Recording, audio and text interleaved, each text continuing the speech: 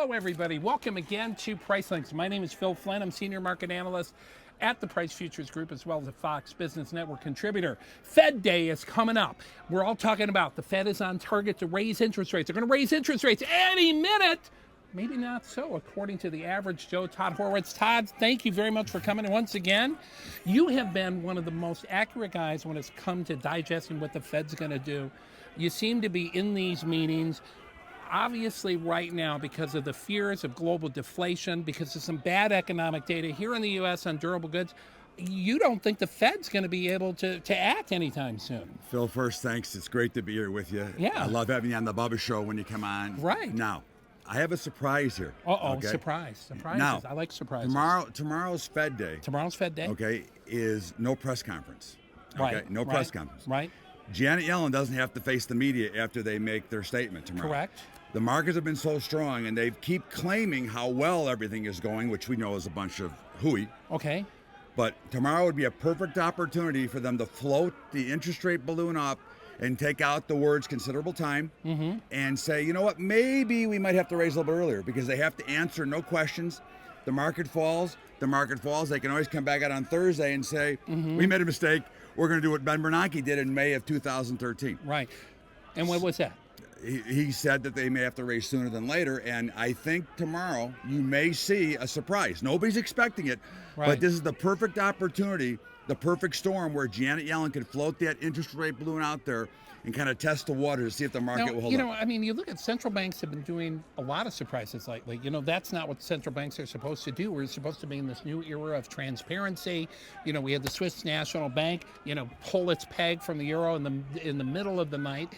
You had the ECB that was signaling a QE, but the day before the QE, they said it was going to be one number, 50 billion. The next day it was 60 billion. And you think now Janet Yellen is going to join the lack of transparency and try to surprise the markets.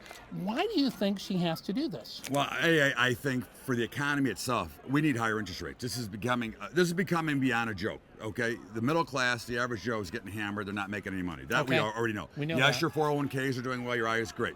But as far as living day to day, low gas prices, we're still not getting money to see money floating. But the velocity of money is still not moving. Okay, so Deutsche Bank, central bank, says we're in a bubble. Merkel did not want to do this whole QE thing to begin with. Right. Okay. So now we see it floated out there. The day before they come up with one number, but that was really a whisper number, not a real number. And of course, he announced the real number. Now, I think everybody realizes that true capitalism and a true economy can only grow by failure. And the longer they stave off this failure, because this whole mess is a failure. I don't know what you think, but I believe what they've done the entire 5 years has been a failure. Okay. I think it's going to come down in history as one of the biggest bubbles in our time. Right. And I think it will pop. So I think... But do you think Janet Yellen has the foresight to see that? I mean, we just heard from Morgan Stanley today that they think that they're going to push back the interest rate increases. And if you look at the data, and if you believe Janet Yellen as the dove that, historically she has been, with the way things are crumbling around the globe, how do you feel that she wants to move closer to raising interest rates? I think that everybody's correct. Your whole synopsis in theory is 100% correct. It would be out of character. However, this might be, look, we got a stock market at all-time record highs. I mean, close enough. Okay, we've got everything going our way. We have not seen, the middle class has not been able to benefit.